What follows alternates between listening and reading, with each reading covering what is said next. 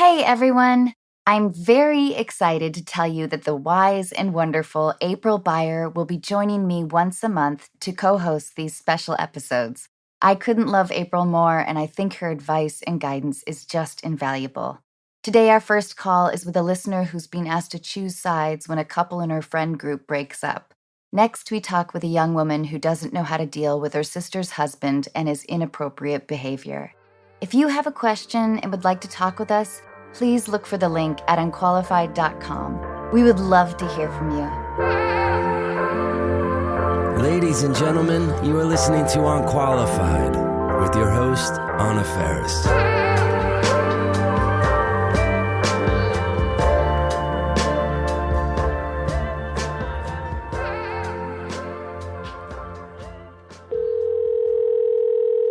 Hi, Leah. Hi, Anna. Hi, April. Leah, tell us what's going on. I loved your letter. Yes. So it's not my romantic relationship that's the problem, but it's my friends. We're all late 20s, early 30s, and the romantic problems are affecting this whole friend group that we have. So our friends were dating for like 5 years. Turns out that they were unhappy for a long time and we didn't know. So they broke up in December and everyone kept living their lives, doing their thing. And then the big sort of impetus for the drama right now is we went out for the female friend's birthday. All the girls got together. We had a great weekend. It was super fun. And all these pictures got posted on social media. And right after, the other person that was in the relationship started saying, you shouldn't be hanging out with her. If you're still hanging out with her, you're never my friend. You have to stop talking to her. I want her to disappear and have never existed. So now I don't know what to do because he's also our friend and we want to be respectful. We know that he's hurting and we feel bad. But at the same time, I think he's being a little unreasonable and we're all fine being friends with both of them. So it's really strange. I'm confused about this social media incident. So was there an affair? Was there like flirtation in the friend group? Oh, no. So I don't know exactly what happened in their relationship. And as far as I'm concerned, it doesn't matter to me because it happened between the two of them. So all of the girls in this friend group went out for our friend's birthday and posted online that, here we are golfing, here we are at a bar, we're having so much fun. And her ex was really upset seeing his friends' girlfriends out with his ex and then started saying, like, you shouldn't go out with her. Don't spend time with her. Why are you still talking to her? So, okay, he's feeling vulnerable and hurt, which is understandable, but it's pretty unreasonable to expect or demand that everyone choose a side. Yes. So the female in the ex relationship is fine. She's been super cool, very respectful. She hasn't been talking about him, but he has been saying to all his friends, if you're still friends with her, you were never my friend to begin with. You have to stop talking to her or I will not be a part of your life. To the point that like he had our friends uninvite her from their wedding. If anyone's seen with her or is known to be talking to her, they're out. Well, now we know why they broke up. Right. So people were truly disinvited from a wedding because of this? Wow. And how does, let's call her Sarah? Sure. How is she handling this? Really well, surprisingly. I think she's a little relieved to be further removed from this situation now. So she is worried about him and cares about him and is concerned that like he's not moving on. He's not in a healthy place right now. But she has moved on. Not that she's dating, but like she's just living her best life right now and living the single life, which she's enjoying. So yeah, she's been fine. I'm actually more upset about it than she is on her behalf for how she's been treated and then how other people in the situation have been treated. So like my boyfriend has been a really good friend to both of them. And all of a sudden it's like, you were never my friend to begin with. They were still talking to my ex and it's really kind of insulting. So I think, like you said, unreasonable for sure. But it's hard when you're friends with both people and they break up, choosing where your loyalty is supposed to lie and being respectful of both of their wishes and understanding both of their feelings about it. And it sounds like, let's call the guy Greg. Okay. It sounds like he has not moved on at all. Is he like hounding her? I don't think they've talked much. She had tried to wish him a happy birthday, which I thought was a nice thing to do. But he's only reached out to her once or twice and not to be nice. Not to be rude, but more to be like, what have you been saying about me? Why are you still hanging out with my friends, basically? April, does this group of friends indulge this behavior of the wounded man who's lonely and needs to stir up some drama? Or do they call him on it? Yeah. Well, there's a lot to do here. Friends don't let friends drink and drive, and friends don't let friends ask each other to stop caring about somebody they care about. It's unkind and selfish to do that to you guys. So there's so much to do here. I get where you're at. Anna, I don't know if you've experienced this, but we've had friends or family members that have met someone, whether they were dating or engaged, they got married, and then they asked us as their siblings or as their friends to love this person. And then if the relationship doesn't last, then they ask us to unlove that person. And it's not really fair, right? Especially when it's important to them in the beginning. I'm sure, Leah, with you, didn't he want you to like her and love her and incorporate her into your group and your plans? Yes, for sure. So we all did things together in different iterations of the group. So it wasn't always like the women hang out with women and men hang out with men. We go out as couples a lot, shared activities and everything. So for sure, I don't want to say that he introduced her to the whole group and put that on him, because I think when we said that to him before, it's been, this is not my fault. It's not my fault. She's in your lives. No, I'm friends with a lot of women because I dated a guy that they were friends with, and I'm no longer with that guy, but now I have this beautiful friendship. And so I like to look at it as like, oh, that was maybe what was meant to happen all along, is that you guys were meant to be friends. So it's a gift. I don't know about you, but I'm dying to know what happened with them. Well, yeah, because what makes the situation potentially really sticky is if Sarah cheated on Greg. Yeah, exactly. And so he has the story of victimhood. Mm-hmm. And then you would feel conflicted. Do we carry the grievances of our friends? And that becomes a pretty personal choice, I think. Yeah, because if, let's say he knows something about her character, right? Let's say she's a habitual liar. And it wasn't just that she cheated or whatever, but there's something that he felt that there was through line of really bad character stuff. And he was saying, don't be friends because you guys are also in danger of this behavior happening to you too.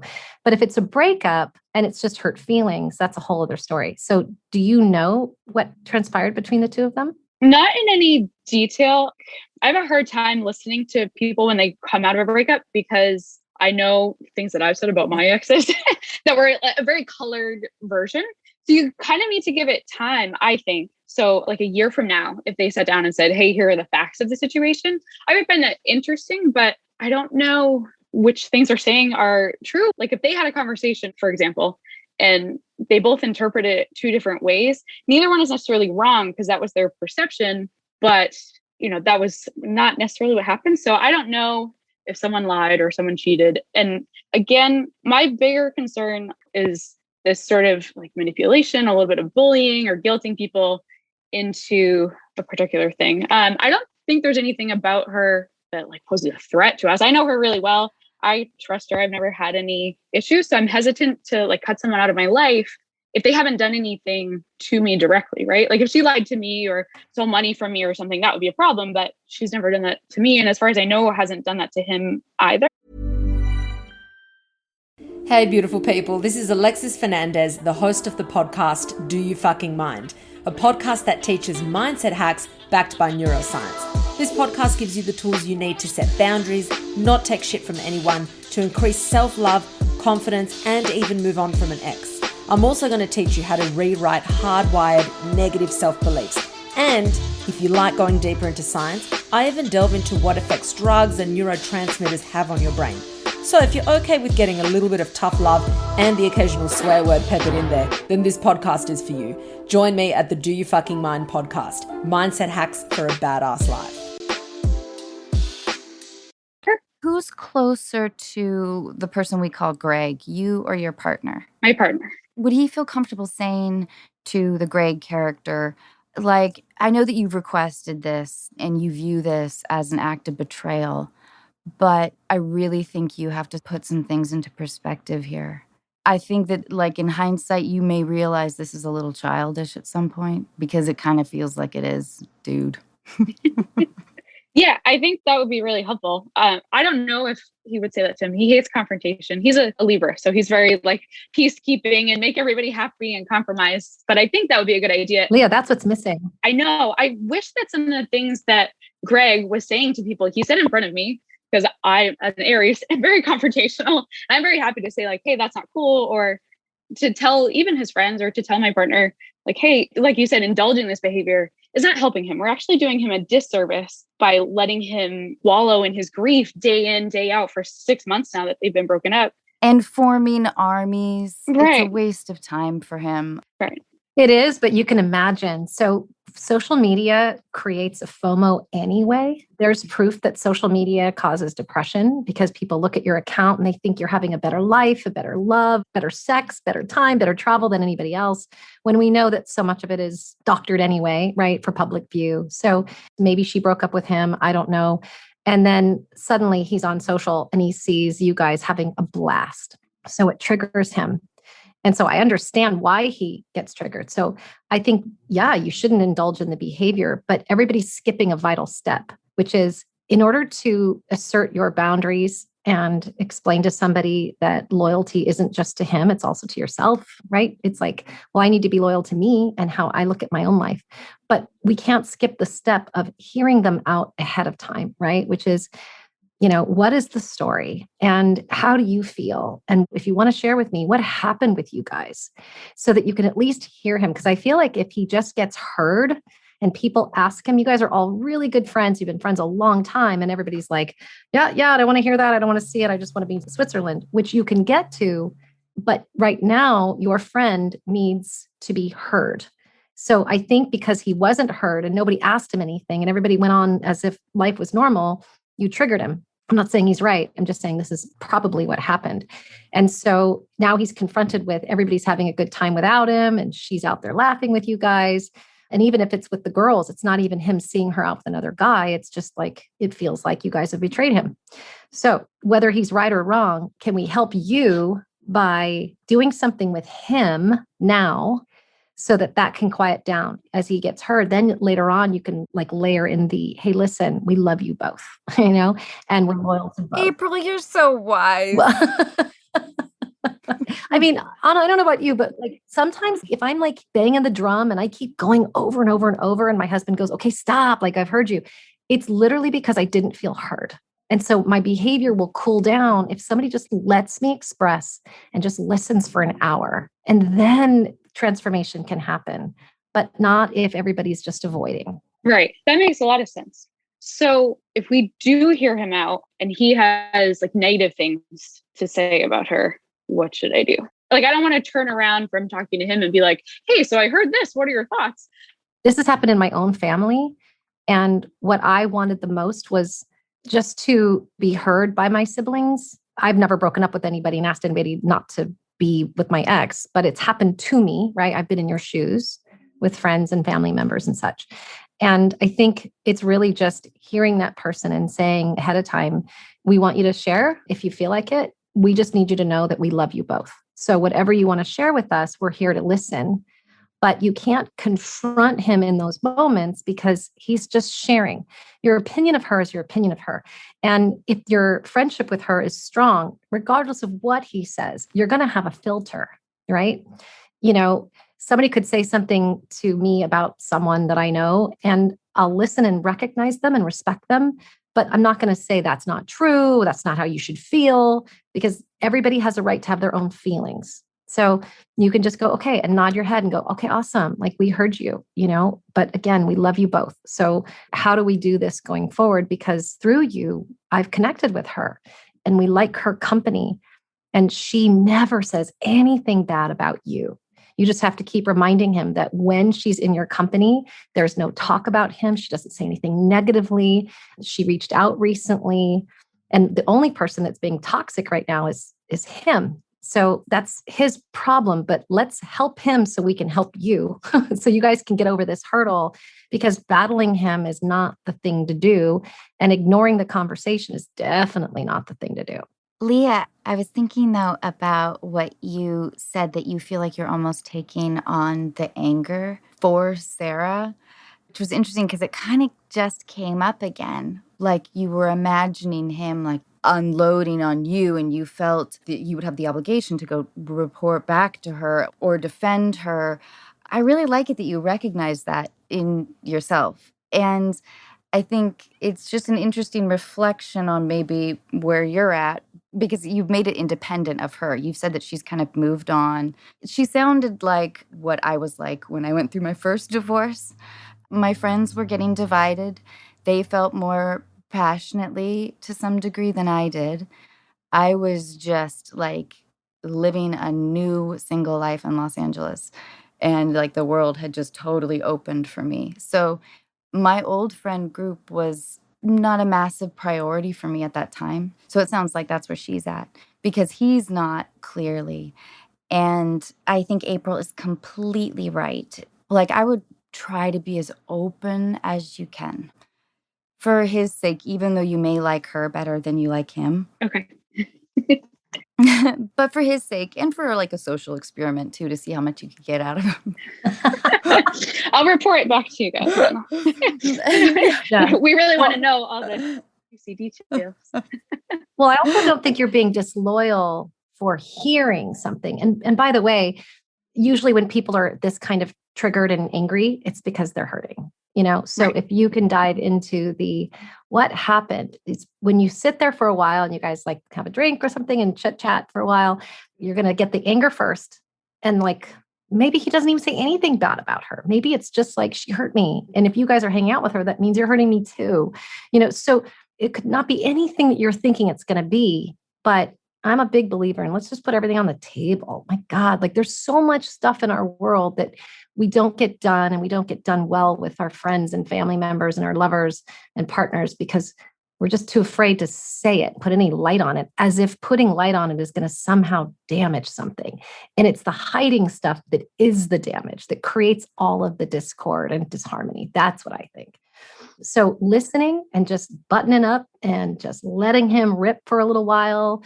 Maybe he'll cry. We don't know, right? Yeah, but Leah, something else just occurred to me that you might not like. Yeah. In addition to this advice about hearing Greg out, I think it's a good idea to maybe not circle back with the other girls in the group for a minute. I totally agree. I think that's a good idea. They should have that conversation if they want. Yeah, and I think that right now it's like, oh my God, the wedding thing is still like pretty egregious to me. But anyway, I think it will continue to be a little bit of a hive. And I would talk to your partner and I would tell him like, hey, I think we should do this plan. And let's like be super gentle with him and just say, hey, we know you're hurting. We know you're lonely. You know, we want to be here for you. And then just like April said, hear him out. And then later on be like, dude, you're acting like a fucking baby. Usually Anna's the nicer one. But that was such a gentle voice I used. I'm with you. I'm with you. Like you said, put all the cards on the table, see what we're working with. Then everybody can like make their own choices and figure out what they want to do rather than taking someone's opinion and writing people out of their lives because someone says so. And, you know, we may all need to just take a step back, let things cool down and come back after that, knowing that everyone's been heard. That's what I think. So I'm glad that you said that. You know, only because I've been on both sides of this fence personally, and I've seen my clients do it. You know, when I do feedback, a post date or when couples have been dating and then they break up, a lot of times people will say, well, he's your client. You're going to be more on his side and you won't give me accurate feedback. And that's not true. I'm trained to be Switzerland always. And then when I'm talking to each person there, I'm dealing with them individually. And I do that with friends and I do that with family members. So what you have to say instead of like going right into the, okay, we heard you, but go jump in a lake, it's we want to spend time with you and we want to spend time with her. But you are kind of taking it slower in your steps of like, I just need you to know that we care about you and there are no sides to this. And that our friendship with her has nothing to do with our friendship with you. You introduced us to her. And so clearly you made a great choice because we like her too. And so if you asked us to like her in the beginning and all of us get along as a group, did you think that was going to stop? And just keep reiterating that there's nothing that is nasty that is being said about him when she's around and that you care about him. And then if the behavior continues, then you can do what Anna said, which is you're being a big baby and you got to stop, like knock it off, get on with your life. But can we do something before, before we say that?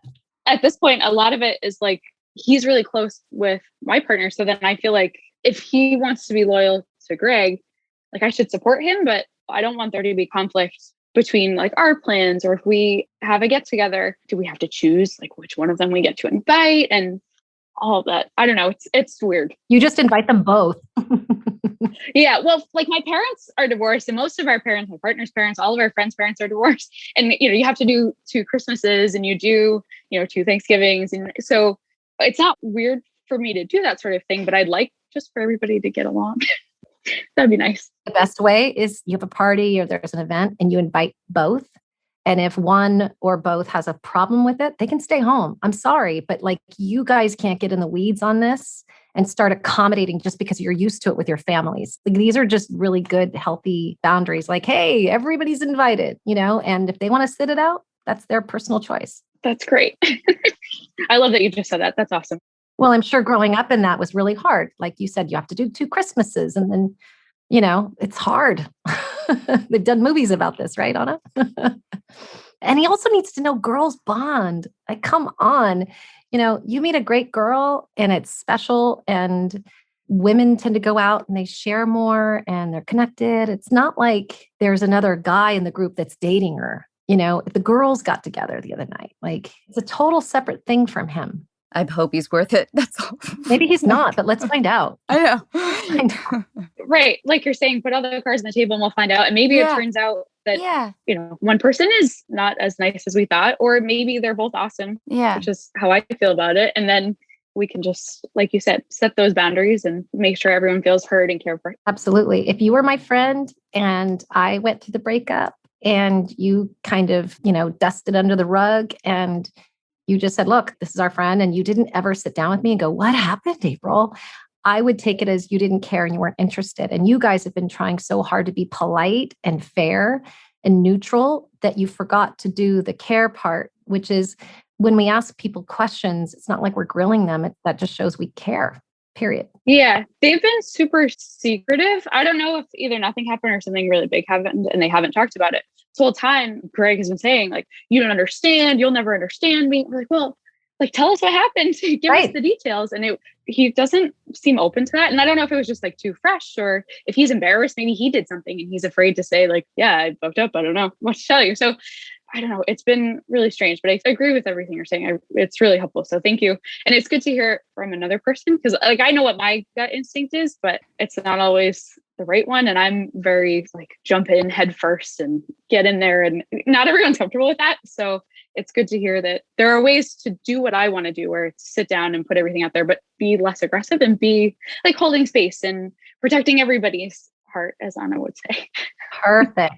Oh, okay. I'm worried that when you guys talk to Greg, if there was a big event, and that's why he's saying things like, you'll never understand, you may not get to the bottom of it, and you may have to be okay with that. And like the opening of the door maybe will just end somewhere like, we're really sorry you're hurting. We love Sarah as well. We're here for you, though. And I think that's kind of all you can do. I don't like that big event wrench, but we don't know the answer. Well, I think you're right. I think he did something and he doesn't want to be exposed. And so he feels like if you guys hang out with her, you might learn things about him that he doesn't want the group to know. You're right. I would have thought that would have been a long shot until that happened to me. Really? Yeah, because I operate on this naive assumption that people aren't maybe as manipulative or as gaslighting as maybe they are sometimes. It's possible. Anything is possible. Yeah. That's why if he says, I can't tell you, it's like your instinct was right, Leah. It's like, well, if you don't tell us, then we can't know and we can't support you. So if we're friends, we're going to build a lifetime of friendship here, then be honest and direct with us. No matter what happened, like, just tell us. My guess is that it's something that was done to him. Like she didn't like him anymore, or like something. Yeah, that's my gut too. Because when I've been in that position, it's always because somebody felt like I got hurt by this person. So therefore, those people I love need to defend me by Xing that person out of their life as a way of standing shoulder to shoulder with me. That's the tricky part. That's usually what happens. It's a tough one, but the more conversation around this, the better. And then at the end of the day, Leah, you got to do what you want to do. And as long as this girl is value add in the group, and she's kind and she's wonderful to be near and she's not talking trash about him. And, we do that in our circles too. We just say, listen, if we're going to get together, please know that we're friends with both and we won't allow going forward for either of you to speak disparagingly about the other. It's just nothing we want to participate in. I'll listen to it once in the beginning to feel your side. But then after that, I need you to refrain from trashing that person in front of me, because that's really the loyalty that comes out from these friendships. So he gave you a gift of a cool new friend.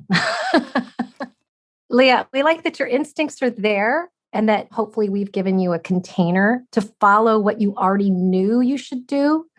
We're just giving you permission to be honest, share your thoughts and feelings, and be loving all at the same time. That all sounds good. I have one follow-up question then, and this is my last sort of thought on it. But if we go through all this and something like that does come out, whether it's cheating or whatever thing, and there was a big event, if it's something that happened in their relationship, does that have to affect how we proceed? Or do we do the same thing where we love you both, we don't want to talk badly about either of you, and you're welcome to be in our lives however you choose to be in our lives? Does it matter? Well, it doesn't. So if I knew somebody hurt you, Leah, and you're my friend, and I knew somebody, it wasn't just a relationship issue, but it was a character issue or something that was just so awful that I have this philosophy of, if it happened to you, it can happen to me, right? It's like, I don't like it when people say, well, it didn't happen to me, so I'm fine, because it usually ends up happening to that person anyway. So we do have to listen, right? And that's in work relationships. It's, like all this stuff that comes out about like innuendos at work or sexual aggression or all these other kinds of things that happen. And it's like, well, he didn't do it to me, so must not be happening. It's like pretty soon it comes around. So we do have to listen to those people that we love and trust and hear them out. And then we go back to the secondary person. Let's say it's something about her, right? You could go back to her and say, this is a little tricky. If he swore you to privacy and secrecy, that's one thing, but you could have a conversation with your boyfriend of like, ooh, now we heard something that actually, it was so hurtful as a human being that I don't like that in that person. And what it would do is it would naturally make you not want to hang out with her, not because he told you, but you would start to almost kind of lose a little bit of interest in that friendship naturally. So you don't even have to try. But if it's something that was like, let's say she cheated, right, and it hurt him, and he didn't swear you to secrecy, you could always go back to her and say, if you want to share anything with us, I'm an open book and I'm private. And if the other friends want to sit down with you, but just for us, there's a cone of silence and it's just between you and I. But I heard this and I think that's why he's being this way, because he's really devastated and he's hurt. But I caution on that because it is so private. Like, it's tricky ground right now. Just go and hear him out first. You may not get the 100% of the truth, but still keep talking about it. And maybe if you can and you feel safe going to her, I don't think it's going to make you not be her friend. I've heard some things about people and it honestly never changed the way I felt about that guy or that girl.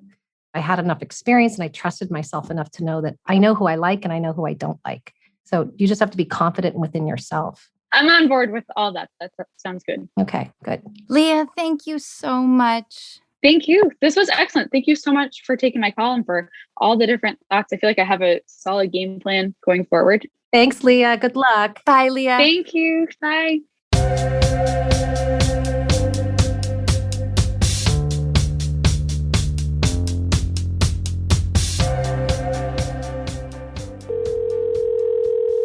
Hi, Jennifer. Hi, Jennifer. Hi. Jennifer, we read your letter, but will you tell our listeners what's going on? Okay. I come from a pretty big family, and my sister is married to a man that he just makes me feel icky. Like, he's always making like sexual innuendos and jokes that aren't really funny or not really jokes. That's what she said. Yeah. Okay. But not really even that funny. I mean, he's been a part of my life my whole life. Like, she's 10 years older than me and they were high school sweethearts. So it's been throughout our whole lives, but she always defends him as well. Like, he's just the type of person, like, I literally could go on for days and tell you like some horrible things that he's done, but he'll do things like where he goes, like, if you disagree with anything, like from politics to type of car you drive, he'll go, well, you have to be stupid not to think like I do. And I'm like, please don't call me stupid. And my sister will be like, oh, calm down, Jen. And I'm like, I'm just defending myself. Like, don't call me stupid. So she's always defending him. And we've tried to like talk to her a little bit about like the way he treats us, her siblings. And even he treats her kind of bad, but like that's her choice. You know, I don't like watching it. And like one of my other siblings recently within the past 2 years stood up to him and they had an altercation. And then he did what I thought was the right thing and called our sister and said, hey, this is how I felt. In the future, I would appreciate it if, this didn't happen again. And now whenever they get together in family events, they almost mock this sibling and are like, oh, we have to be really sensitive of their feelings. And it's like jerk behavior. And so that's fine. I really haven't even seen these people in 3 years. COVID helped with that. But I live in a place where a lot of people want to come and visit, and it's also very expensive to come here. And my other siblings, I have several siblings coming in the next couple of months because they're vaccinated now and things are opening up. And they have asked if they could come here. And I have 2 little girls and they're starting to develop. And I do not want this creepy, gross guy to make them feel uncomfortable in their own home. I can prepare them on how to deal with him, but this is their safe haven. And one of the biggest problems for me is like, we were raised in our family that you're supposed to just keep your mouth shut and keep the peace in the family, and that the family is most important. And like, I know that my family of my little 4 of us that live in this house is my family now and most important. But I also don't want to bring a lot of drama to my other siblings with this and create more problems, like my other sibling did, where now it's an issue and they almost have to pick sides. And I don't even know if there's a way to say to them, you're not welcome. Lie. I'm avoiding it right now. They like sent me a text and I was like, I don't know. And then they sent me another text and they were like, how about these dates? And I'm like, how about if I just don't answer you? But it's eventually, I got to do the right thing and eventually answer them and be the adult. But, I'm more concerned with like my other family members because these people have always brought so much drama and trauma. And I want to avoid that at all costs. But I honestly don't even know if I can. Oh, Ooh. man. I feel your dilemma. And especially because they probably don't want to stay for just like 4 days. No, 2 weeks. Yeah.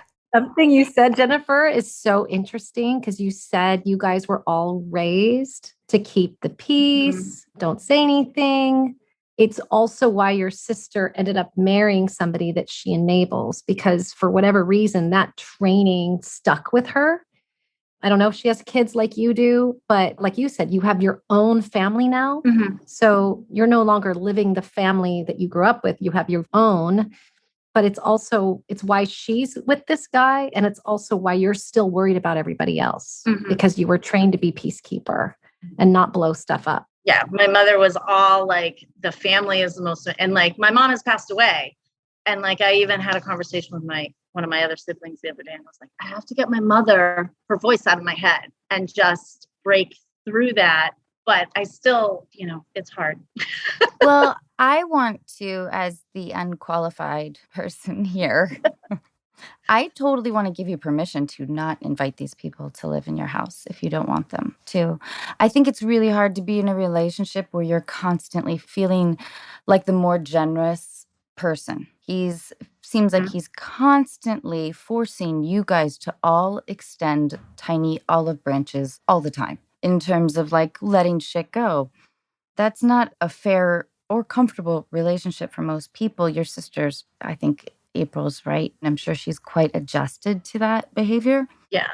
I mean, they've been together, like I said, since high school. And I do believe she probably has a little bit of that, what is it called? Trauma binding, where like she believes that she is his protector. Even when he's treating her badly, it's like her and him against the world because nobody understands him like she does. But it's like, this is the tip of the iceberg of what this person has done.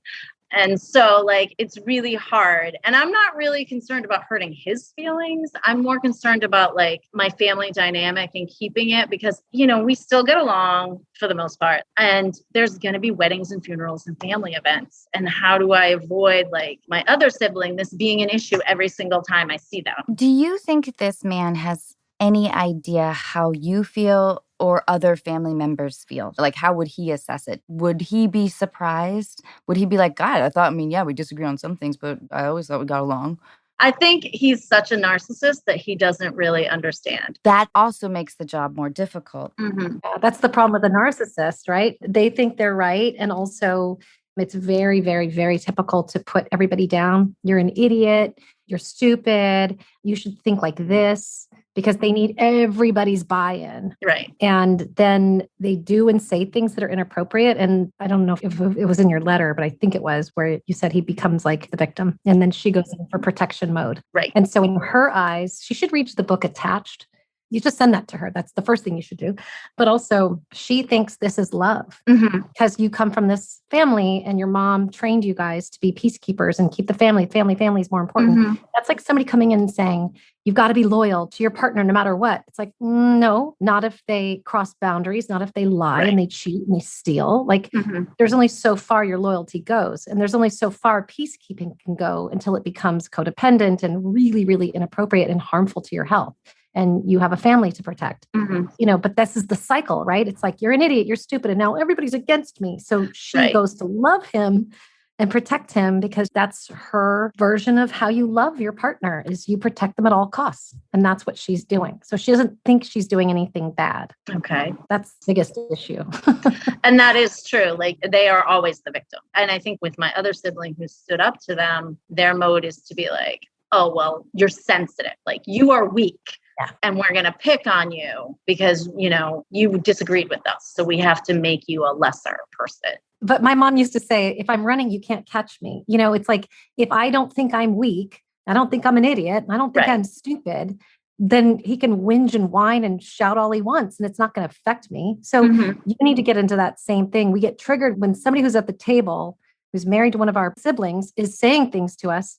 You can stand your ground and have your boundaries without getting triggered and upset about it, because you're like, your words mean nothing to me, because we know we're not dumb. Right. And the thing that keeps coming up for me when you're talking is, I think it's time to blow stuff up in the family. It is time, because this is going to affect future generations. If your kids grow up pushing stuff away and not really honoring their feelings, right? And seeing bad and poor behavior, and nobody does anything because, well, there's a wedding coming up or there's a funeral. Who cares? Like, something needs to break in order for new stuff to begin. And right now, I know it's hard, but you're going to have to get comfortable with the uncomfortable if you want things to change. Okay. And that means, like, come what may, whatever you say, whatever happens here is what is supposed to happen, because you don't get to have both.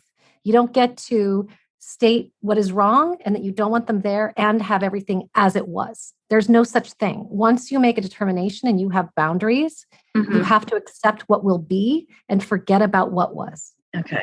And I keep going back and forth regarding the whole, like, I know what I need to do, even though it's going to be hard. And I honestly was like, is there any way I can do it nice so they won't get upset? And no matter how I say it and how nice, they're not going to accept it. I am concerned too about, like, the other members of my family who may be put in a situation to choose between their side and my side. And I don't really like that. But then in my head, I'm also like, well, that's their choice. Yeah. You're caretaking with them too. I mean, I love you for it, but you're caring for people. I know they're your family, but you are responsible for yourself and your own family that you have created. They're adults. They can do whatever they want to do. You're still in a cycle of your own. They say, like, if you can't change a situation, change yourself. This is one of those situations, unfortunately, because you're trying to control everything, even your adult siblings. Their feelings, their actions, their reactions are completely up to them. You're making your own personal choice. You got to stop worrying about everybody else. All right. That's so easy. I do think, Jennifer, you are in a position that's a little bit extraordinary in that you live in a place that everybody wants to visit. You have a different degree of power in the family. So if your sister is mad at you for a while, which she may be, it sounds like you guys maybe have been growing a little apart anyway. So maybe it won't tug at your heart as much as, say, it would. I think she'll come back to you because people will want to come visit you all the time. There you go. So I should use my geography to like hold it over their heads, because that's my whole thing, that I'm like, can't stop her from coming here. It's a free country. I just don't want her in my house. April, would it be a bad idea for Jennifer to write her sister a letter? No, not at all. I think a letter is probably the first thing to do. Okay. She's going to read it to him. So, yeah. I think it should be like, hey, I'm writing you this because I'm about to address a sensitive topic. I'm sorry that I have been flaky with responding and making excuses. The truth is, I'm at a place in my life where I'm not sure I want to host your husband. I find his presence incredibly stressful and, in my opinion, creates chaos in my household. I love you so much.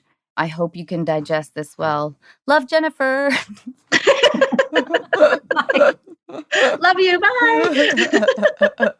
That was just a rough draft. But I mean, I think I could like pull something from that. Like, that does make sense to me. I mean, literally all I have been doing is like evading the subject.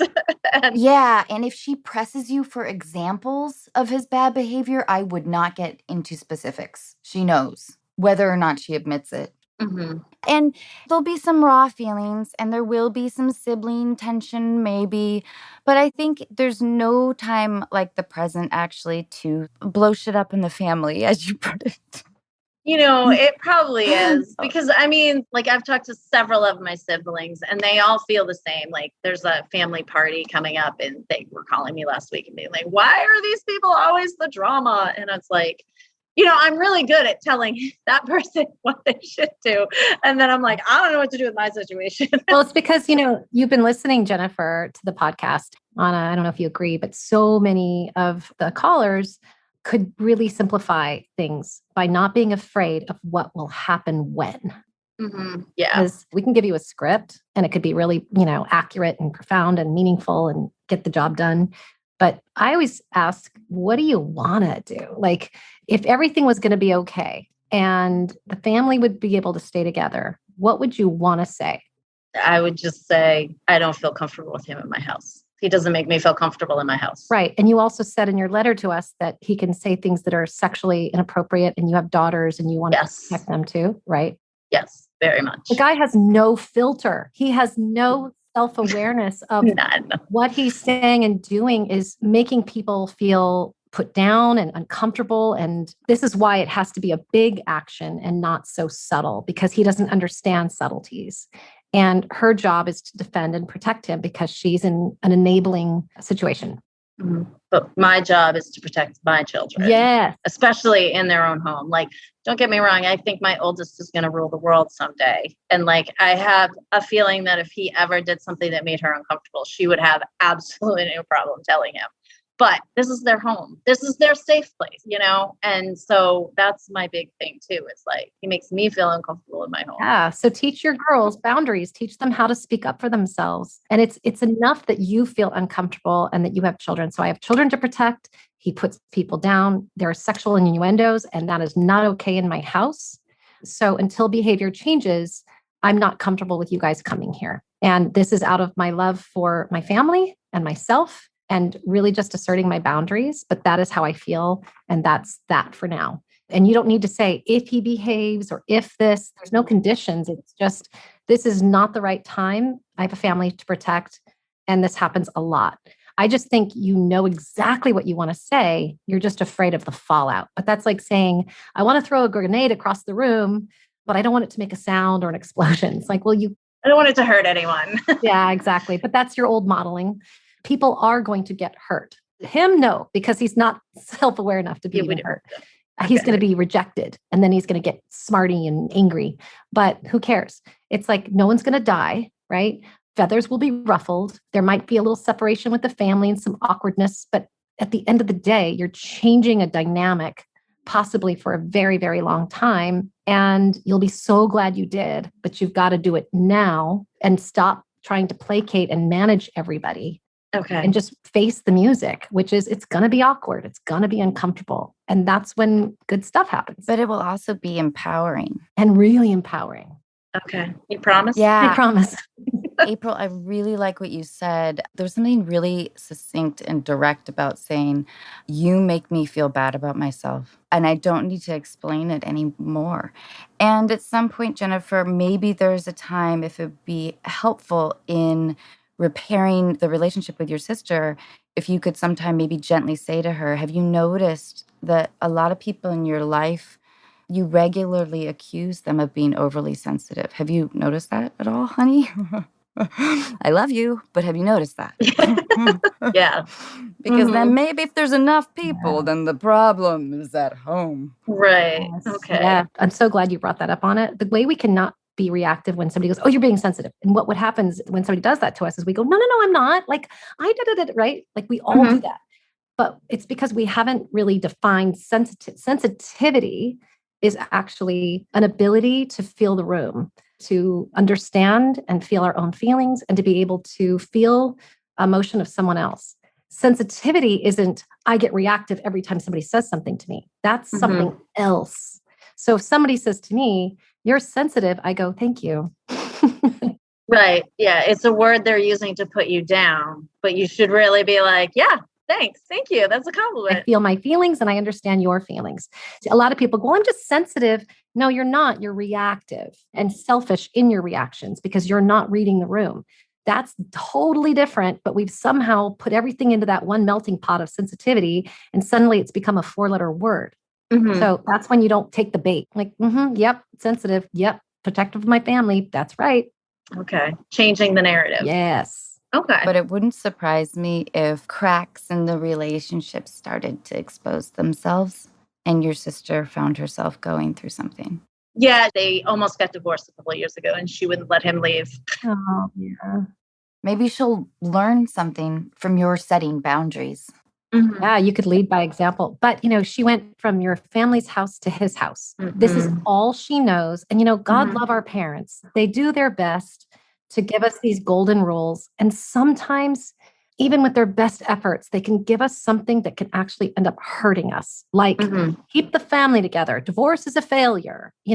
She is fighting for her survival because if she knows that you are right and that you guys all turn your backs to him and then therefore her, she doesn't get the family backing her. And her only choice is to live without you guys and live with him or leave him. And clearly the divorce is a bigger issue even than not seeing you all. Divorce is failure. So whatever comes at her, she is going to make it work and she's going to make it right because she doesn't want to fail. That is heartbreaking to me. Yeah. That's such a box that she has put herself in. So do we want our marriages to last? Yes. Do we want to have beautiful things? Yes. Do we want to get divorced? Hell no. Do we want to be peacekeepers? Yes. But never at our own demise. That's when those rules go out the door. And love our parents, but we have to live our own lives and create our own traditions and our own rules and our own boundaries, not theirs, ours. Yeah. And I also don't want my daughters to think that any of that behavior is okay. Ever. If I had a kid and my brother-in-law was sitting across the table from me and he said, you're stupid, April. I mean, I can defend myself easily and your kids can. Your daughter's smart enough. She's old enough. But when they're under your roof, you are responsible for protecting them. So you have to imagine that even though you can take it or your husband can take it, your daughters can't and shouldn't. Right. And you're saying like, I don't want anybody at my table, even if it's out of your house. Do you even want to go to a dinner party with somebody who would be verbally abusive to anybody sitting there? Yourself, your husband, your kids, your friend, your cousin, it doesn't matter who, right? Which is like, who wants to be around that? Right. So when your husband knows how to behave and not put people down and say things that are inappropriate to make us feel uncomfortable, he will be welcome back. But until he learns how to behave around us, we're not interested. We're not going to put ourselves in harm's way. Yeah. That's a boundary. Yes. And Jennifer, I would be as vague as possible in your criticism of him. Leave it at, I'm not comfortable around him. I don't like the way he makes me feel. Otherwise, she will take any specific complaint and make it seem petty. Right. And be like, I can't believe she's upset about this one thing. Exactly. This is a pattern of behavior. You can remind her that you've known him for years. It's not like you're unfamiliar with this person and this is the decision you've made. Okay. You've given me a lot of things to like really think about and like verbiage and stuff to help. And that, not giving them specific, like I would have been like, he did this and he did this and he did this. But that's good advice. So thank you so much. But remember, none of this advice works if you don't shift your own perception and your own training of, I got to be the peacekeeper. Okay. The only way this works is if you shift first and that you are unafraid of the fallout. Okay. Because it's going to happen. Okay. Things are going to get weird. We'll just Right? push you out of the plane, Jennifer. And I mean, I know my siblings, like I have some siblings that will definitely back me up. Some others may not, but like you said, that's their choice. If you have time right now, I would write up a draft before you talk to your siblings or run anything by them. And it will also protect your sister a little bit too. Like she can't go to somebody else and be like, Jennifer was about to do this thing and I found out about it. Right. Yeah. Yeah, I like that, Anna, because also you don't need their buy-in. Remember, this is your personal choice. But I love this draft idea because while we're talking about it, what will happen is you'll wake up tomorrow and you'll start to shift and change your mind. You'll kind of get a little bit like more fearful about it. And then we're kicking the can again. So if you do that, you commit something to paper that you don't necessarily send yet. And I think it would be the old pattern to get their buy-in, because what's going to happen is if they're also coming from an old pattern, their advice to you could influence how you write it, and it could water it down. And then all of the work we did today would be for naught. So you want to be able to have your own voice in your head, because we don't want too many chefs in the kitchen right now giving like all kinds of fears and stuff like that. Like it's your decision. Okay. And by the way, it's not that bad, because trust me, this stuff, as much as it gets blown up, in 6 months to a year, like it could be fine again. It's like, it's not like this is forever. You're just changing a dynamic so that the future can be better. That's how you have to look at it. Okay. Yes. Well, thank you guys. This has been great. I have a lot of things to think about. Bye, Jennifer. Best of luck. Thanks, Jennifer. Good luck. Thank you so much. Bye. Bye.